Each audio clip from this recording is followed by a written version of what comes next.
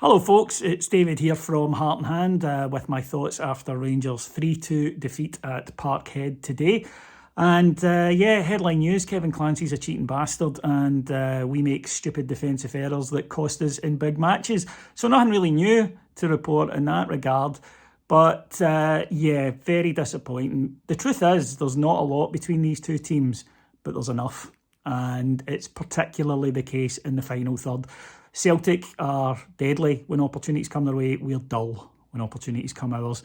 And in the end, that was a difference. As I say, fine margins, but enough. And enough that it's happened in the last couple of games. And that's been the difference maker. Team today I thought looked good on paper. And the plus point was Nico Raskin, I thought was our best player. And also I thought Cantwell was okay. Wasn't his best game, but it didn't pass him by either. It did pass by Malik Tillman. Kind of echoes of Joe Aribo there. He wants too much time. And in Old Firm matches, you have to change your game because those games aren't changing. And again, if we're going to spend so much money on him, he's a great player and he's only going to get better. That'll be the decision as to whether or not is he what we need right now? I'm a huge fan, so I wouldn't be upset if he stayed, but I can certainly see the argument today based on what we watched.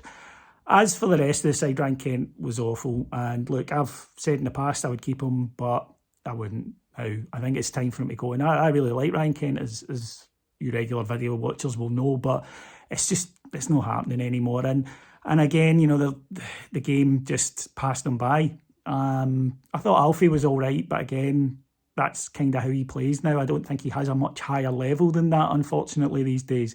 Even so, he was completely done out of a goal by Kevin Clancy. It's a corner. He and Johnston are wrestling for the ball. Alfie wins and taps the ball home. And it's a goal. If you watch the replays, it's quite clear that Johnston is holding him first and Alfie then sort of tries to make a bit of space for him. Johnston realises he's under the ball and flings himself down. It's either a penalty and a red card or it's a goal. Clancy, you expect that sort of thing from him. That's why he shouldn't be doing Rangers games. He shouldn't be doing anybody's games. But for VAR to not do that, and that's what comes of putting pressure on officials. That's what comes of a guy sitting there going, do I really want to spend the next month having overturned this, having to phone Glaziers out every time? And then Celtic take the lead. And again, it's a goal we see too often. Comes down our right-hand side, a cutback. There's Kyogo, turns, buries it. And that's what a good striker does. He buys himself a yard by stopping when everybody's rushing into goal and he puts it away. But Rangers come back and James Tavernier scores an absolute worldie of a free kick just before half-time. And that gives us the momentum going into the second half. And we might have actually taken the lead when Alfie has a shot, but Joe Hart saves it. And again, that's these big moments in these matches that had to go in for us.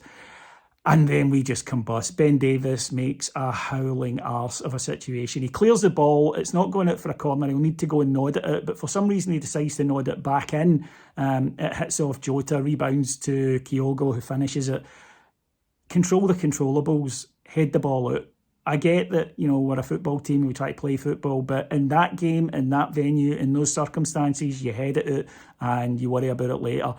It was just poor. And then later on, John Souttar, who'd been fine, he's short with a pass back, or rather he puts it into the wrong place and Jota latches onto it. And again, the goal wasn't Al McGregor's fault, but we need a goalkeeper who's quick off his line, and Al McGregor is not that, and Jota finished. And I'll be honest, at that point I feared the right doing, because I thought our heads would go. It has in the past at Parkhead, and it didn't today. In fact, we got the next goal. Superb cross in by Borna, and there was Tav to head home for his 100th goal. And it's kind of a shame that that'll be lost a wee bit in a game that we didn't win. Same with the free kick goal. It'll be one of those that go into the annals of great Rangers goals you never watch back. So where does that leave us then? Well, the league's done, and I think it probably was anyway. But going into the Cup semi-final, there's zero doubt that Rangers are capable of winning it, but equally would anybody fall down shocked if we lost narrowly in a game that we're well in?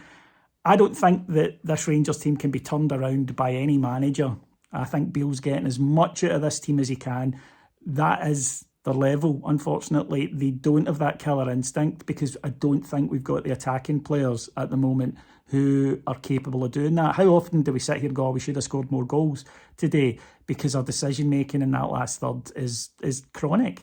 And for the amount of good opportunities to make something happen, good situations that we have, we don't produce anywhere nearly enough. And that was summed up towards the end. Kent's bursting forward with the ball. For some reason, he tries to play in Alfie.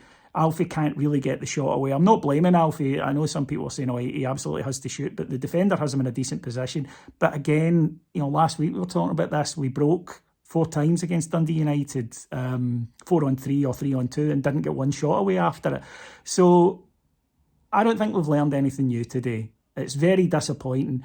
I think Beale's done well because he took over a side that was a joke, and it's no longer a joke. It's a decent side, but it needs to be a good side. And at the moment, I don't think it is. And the only way to change that will be signings. The only way to change that will be signings in the summer.